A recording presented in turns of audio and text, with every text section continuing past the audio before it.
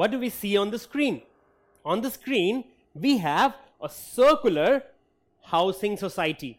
And because the shape of this particular housing society is round or circular, it has some special properties. And because of these special properties, the architect of this particular housing society was able to do wonderful things. So let's see how architect of this particular housing society was able to solve a particular problem related to a new construction in this particular society. So the residents of this particular society decided that they need a pathway between the swimming pool and the water fountain, which is at the center of the society. So they called the architect and they asked him to make a pathway in such a way that if he makes a path, it divides this particular pool into two equal halves. And the residents thought it will be a difficult task. The architect will have to come, he'll have to measure the length of this particular pool, and then he'll have to find the center point somewhere here, and then he'll have to join these two to make the pathway. But when the architect came, his approach was very different. So what did the architect do? Well, he came and he constructed a pathway and he made sure that the pathway is perpendicular to the pool. And he said that your work is done, and he left. But the residents were confused. They thought he didn't even measure the length of the pool. Then how does he know that he has completed his task? So they decided to measure the length of the pool themselves. And to their amazement, they saw that actually the pathway divided the pool into two equal halves. So how did that happen? How was the architect able to achieve this particular target without actually measuring the length of the pool? Well, for that we'll have to understand this particular situation in terms of a circle and its different parts. So we know that this is a circular society, so we can say that this is a circle. Also, the pool is joining 2 points on the circle and it's a line segment. So we can say that this is a chord. And what about this water fountain? It's at the center of this particular housing society. So we can say that water fountain is actually center or the center point. And we have this pathway which is nothing but a line which joins this chord and the center. So let's see the entire thing in terms of a circle. So we have the housing society, circular. We have CD, which is the pool, and a chord in this case. Also we have point A, which is the fountain or the center point of this particular circle. And then we have line AB, which is the pathway. It joins the pool and the circle. It connects them. Now, what do we see? The architect basically dropped a perpendicular from the center to this chord, and this particular perpendicular from the center to the chord divided the chord into two equal parts. And from this, what do we understand? We get a very important property of circles, which is that if you drop a perpendicular from the center on a chord, then it will bisect the chord or divide the chord into two equal halves. The architect knew it, and that's why he was able to achieve the target without actually measuring the length of the pool. So this particular thing which I mentioned, can we prove it? Is it true in any scenario? Well, Yes, it is true in any scenario, and for that we'll have to prove this particular property, which is called theorem of circle. It is a very important theorem of circles. So what does the theorem state? The theorem states that the perpendicular from the center of a circle to a chord bisects the chord. Bisects means divides into equal parts. So let's try to prove it, and if it is proved, then it will be true for any scenario and any circle. So first of all, let's understand what is given to us.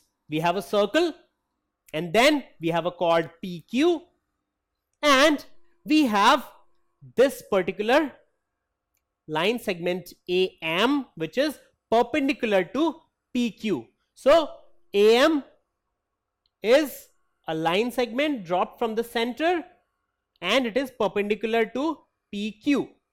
Now, what do we need to prove? We need to prove that PM is equal to QM.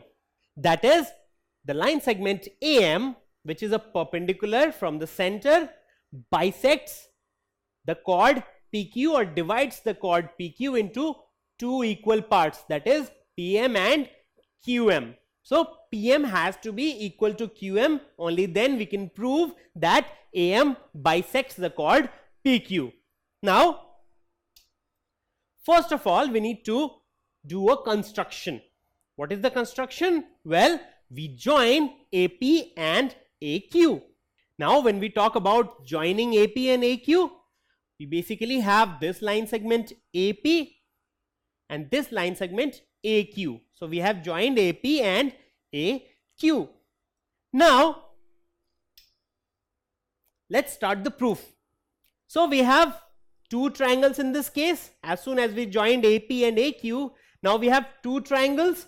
We have triangles APM and AQM.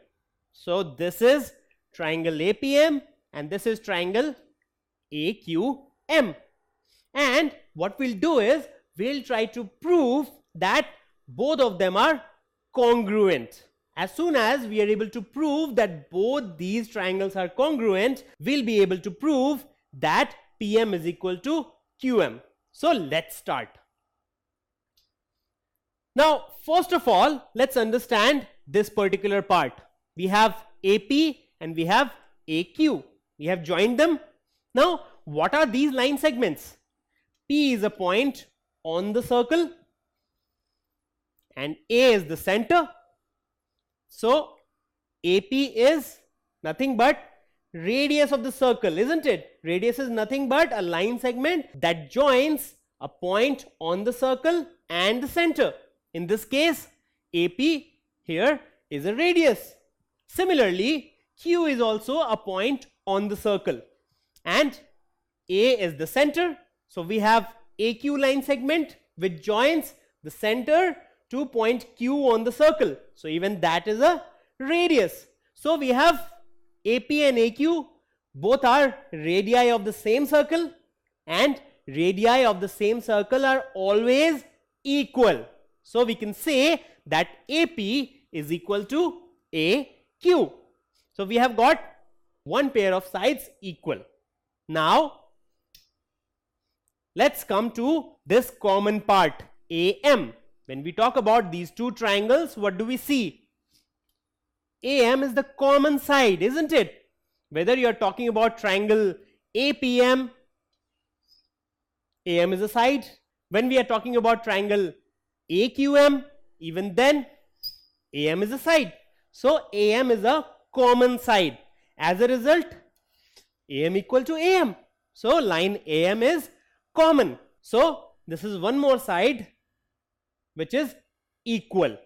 Now let's come to this particular angle here. When we talk about AMQ or AMP, what do we know? We know that AM is a perpendicular dropped from the center. So AM is perpendicular to PQ. What is the meaning of perpendicular? It means that this line segment AM makes 90-degree angle with the line segment PQ. Q. And as a result, AMQ will be 90 degrees. Also, AMP will also be 90 degrees.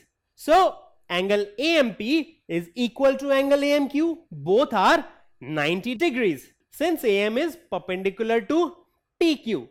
So, now what do we get? We have two sides which are equal, and we have also an angle which is equal. And what is this angle? This angle is 90 degrees. So we have a right angle. So we have two right angle triangles, right? And we have proved that AP and AQ are equal, that is, the hypotenuse are equal. Also we have this side AM which is common for both of them, and we have right angles which are equal, of course. So how can we prove these two triangles as congruent? By which particular axiom? Well, triangles APM and AQM are congruent by RHS congruency. What is RHS congruency? Well, right angle, hypotenuse, side. So when we talk about R or right angle, we have angle AMP is equal to angle AMQ. Both are right angles. Then we have hypotenuse. In this case, AP is a hypotenuse in this particular triangle, and AQ is a hypotenuse in this particular triangle. And we have proved that AP is equal to AQ. So hypotenuse are equal. Now we also have one side. So we have AM is equal to AM. So one side is also equal. So by RHS congruency, we have proved that triangles APM and AQM are congruent. Now what do we get from this? From this we get that PM is equal to QM, because PM and QM are corresponding parts of congruent triangles, isn't it? In this case, this particular side corresponds to this particular side in the other triangle, and so they both will also be equal because both the triangles are congruent. And once we have proved that PM and QM are same, it means that AM is bisecting the line segment PQ. So we can say that perpendicular from the center of a circle to a chord bisects the chord, and that is how we prove it. In fact, we can also say that AM is a perpendicular bisector of PQ. Now, what about the converse? What if I write this statement in a different manner? That is, what if I say that a line which is dropped from the center and it bisects the chord, it will be perpendicular to the chord? Will that be true always? For that, we'll have to prove it. So what will be the converse statement for this particular theorem? Let's see. So the converse will be the line drawn through the center of a circle to bisect a chord is perpendicular to the chord. So we need to prove this time that the line from the center that bisects the chord is perpendicular to the chord. So last time in the theorem we proved that we have a perpendicular, it bisects the chord. This time we have a bisector, we have to prove that it is perpendicular. So first of all, what do we have? We have this particular situation here. We have a circle, we have a chord PQ, and we have this line segment AM which bisects the chord PQ. So which means PM is equal to QM. So in this case, this is given, but we need to prove that AM is perpendicular to PQ. So this is what needs to be proved. So how do we go about it? So first of all, we'll have to do some construction. What is the construction? Well, AP and AQ are joined. So we join AP and AQ. That is the first thing. So we have two triangles, APM and AQM. Now in triangles APM and AQM, let's see what are the things which we can prove equal, so that we can prove them congruent. First of all, we can say that AP is equal to AQ. Why? Because when we talk about AP, it's nothing but a line segment which joins the center and point P on the circle, and this makes it a radius. So AP is a radius. Similarly, when we talk about AQ, again we have a line segment that joins point Q on the circle and the center A. So both are radii of the same circle, and radii of the same circle are always equal. Now we can also say that AM is equal to AM. Again, in this case we have AM, which is a common side of both the triangles. So we can say AM is equal to AM. One more side which we have shown equal. Now we know that PM is equal to QM because it is given. It is given that AM bisects PQ. So PM has to be equal to QM. So PM is equal to QM. So we have three things which we have already proved equal in both the triangles, and all the three are sides of these two triangles.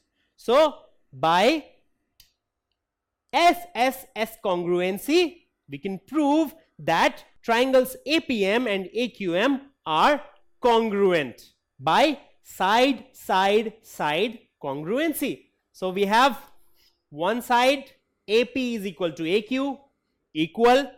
Another side AM is equal to AM, equal again, and PM is equal to QM. So by side congruency, we prove that triangle APM is congruent to triangle AQM. But this does not lead us to what we need to prove. So we need to do some more calculations. So what will be the calculation? Let's see. From the congruency of triangles APM and AQM, we can infer that angle AMP is equal to angle AMQ, because both these angles are corresponding angles of congruent triangles. So they have to be same.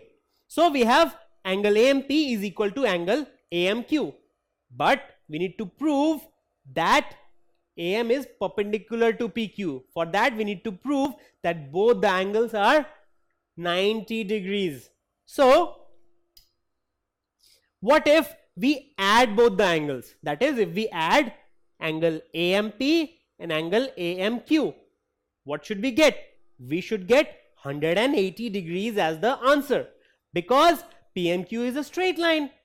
When we talk about PMQ, it's straight, it's a line segment. So it has to be 180 degrees, the angle here. So if we add both of them, we should get 180 degrees.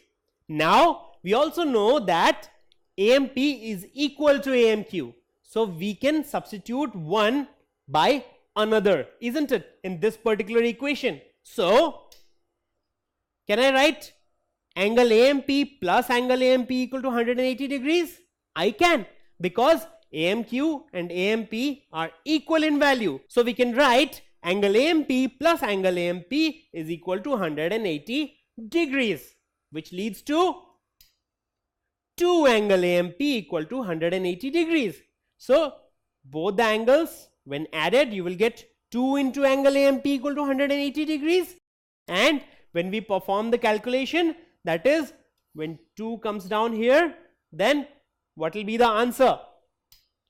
The answer will be angle AMP equal to 90 degrees. That is 180 degrees divided by 2. So when 2 comes down here, we have 180 degrees by 2, which is 90 degrees. So angle AMP is equal to 90 degrees. Now we know that angle AMP is equal to angle AMQ.